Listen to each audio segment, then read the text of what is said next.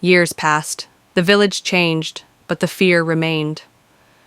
New faces filled the pews of Mountain of Divine Awakening Ministries, pilgrims, wanderers, desperate souls who had heard the tales of Pastor Chinedu's miracles and came hoping their pain would vanish as easily as smoke.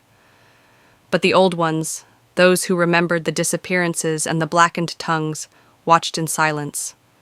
They whispered warnings to each other, never too loud, never in the open. Some things were better left unsaid, but the forest never forgot, and the spirit, she was hungry. It began with a little girl named Nnenna. She wasn't like the others. Quiet, observant, always scribbling in an old notebook she carried everywhere. Her mother had received a miracle 10 years ago, after doctors declared her womb dry as the harmattan wind. She came to Pastor Chinedu, bathed in his oil, prayed under his hands. 2 weeks later, she was pregnant with Nnenna.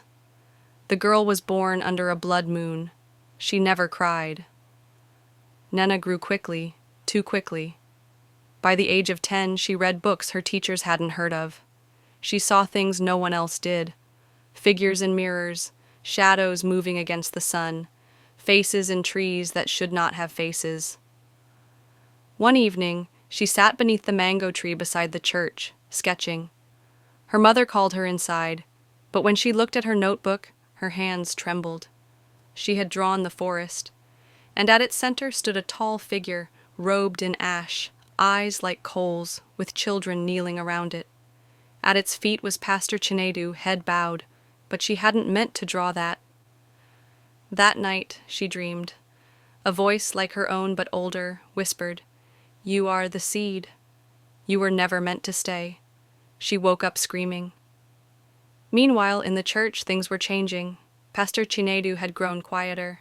He no longer smiled as wide, no longer danced in the spirit. His eyes, once soft and glowing, now shimmered like obsidian. His hands trembled sometimes, especially when he touched the sick. He knew the spirit was growing impatient. The offerings were slowing. Too many people survived his miracles. Too few disappeared.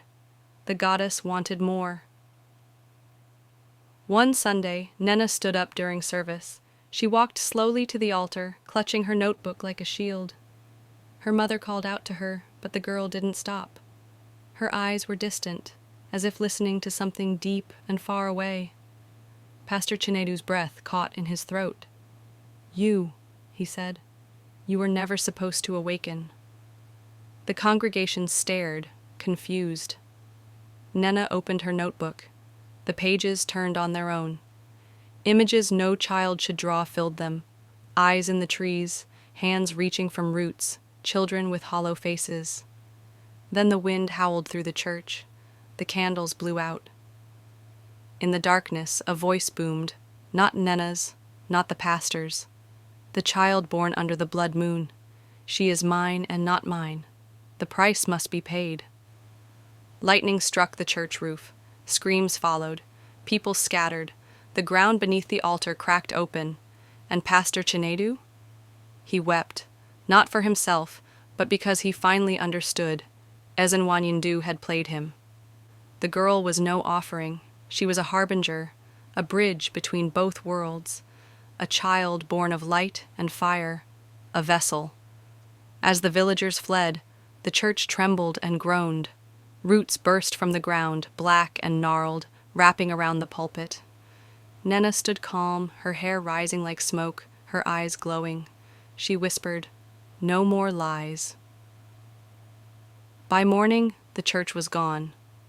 Where it once stood, there was only a twisted tree, tall and dark, its bark pulsing like a heartbeat. No one dared go near. Nnenna was never seen again. Some say she became part of the forest, watching, waiting.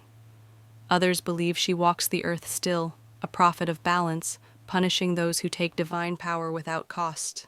And Pastor Chinedu? Some say he was taken. Others say he still roams the forest, his prayers echoing through the leaves, begging forgiveness from a God who no longer listens. But the tree remains, and if you stand too close, you'll hear it breathing. Because when you bargain with shadows, the light never forgets.